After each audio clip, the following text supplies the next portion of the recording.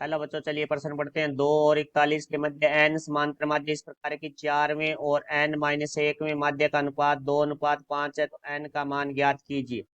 मुख्य अवधारणा, तो हमारा जो प्रश्न है वो समांतर से संबंधित है। तो सबसे पहले हम बात करेंगे समांतर श्रेणी के बारे में। देखो, हमारी समांतर श्रेणी है वो क्या होती है। यदि कोई श्रेणी है, उसके क्रमागत दो पदों का जो अंतर है वो हमारा समान रहे, तो वो हमारी समांतर श्रेणी होती है। तो देखो, समांतर श्रेणी का जो nवां पद है वो हमारा होता है a+n-1 गुणा डी, जहाँ a है वो हमारा प्रथम पद है और जो डी है वो हमारा सारव अंतर है, अर्थात क्रमागत दो पदों का जो अंतर है वो है।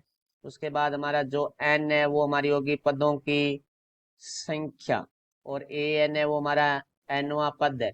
तो अब देखो, यहाँ से प्रश्न के बारे में बात करते हैं। तो प्रश्न में कहा गया 2 और 41 के मध्य हमें एन समांतर माध्य, तो एन समांतर माध्य जैसे A1, A2, A3, इस तरह से हमारे पास है ए एन समांतर माध्य है। तो देखो भाई, यहाँ से हम बात करें तो ए का मान है वो हमारे पास 2 हो जाए, क्योंकि प्रथम पद होता है, जो अंतिम पद है वो हमारे पास 41 है। अब हम यहाँ से बात करेंगे पदों की संख्या।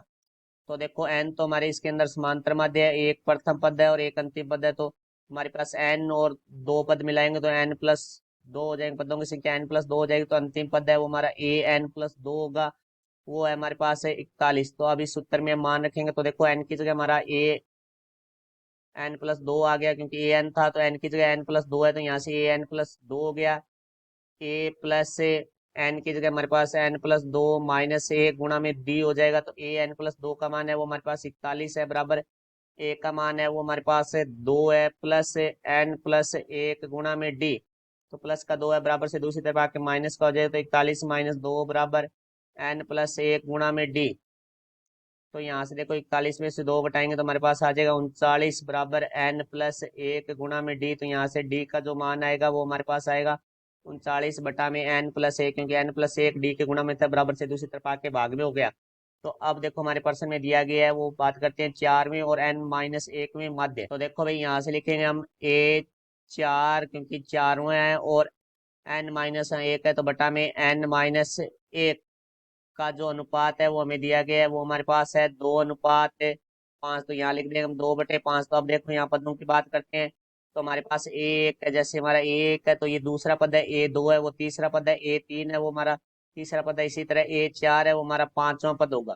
तो यहाँ A4 है तो ये हमारा पांचवा पद होगा, बटा में, क्योंकि एक पद आगे बढ़ रहा है, क्योंकि ये 4 था तो यहाँ पांचवा आ रहा है, तो ये an-1 है, तो ये हो जाएगा हमारा an-1 +1 बराबर 2/5। तो ये एक से एक कट जाएगा, तो ये हमारे पास आ जाएगा A5 बटा में an बराबर है, हमारा जो अनुपात है वो है 2/5। तो देखो भाई, यहाँ से an के सूत्र में मान रखेंगे तो यहाँ से आ जाएगा A+5 -1, क्योंकि n का मान 5 हो जाएगा, गुणा डी बटा में an का सूत्र है वो हमारा A+n-1 गुणा डी है, बराबर 2/5। तो a का मान है वो हमारे पास 2 है, तो 2+5 - 1 हमारा 4d बटा में 2+n-1 गुणा में डी बराबर 2/5।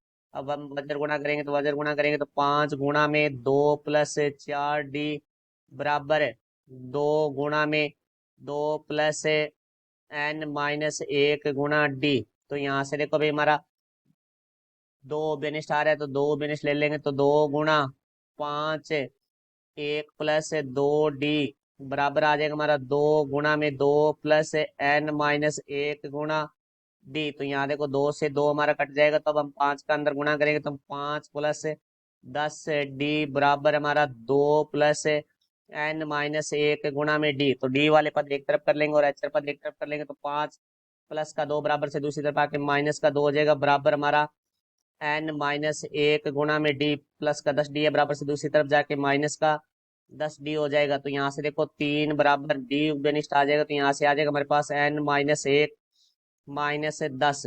तो यहाँ से देखो भाई, हमारे पास 3 बराबर d का जो मान है वो रख देंगे। d का मान है हमारे पास 39 बटा में n+1 गुणा हमारे पास आ जाएगा n-1 और -10 है, तो -11। तो n+1 भाग में, बराबर से दूसरी तरफ जाके गुणा में हो जाएगा, 3 गुणा n+1 बराबर 39 गुणा n-11।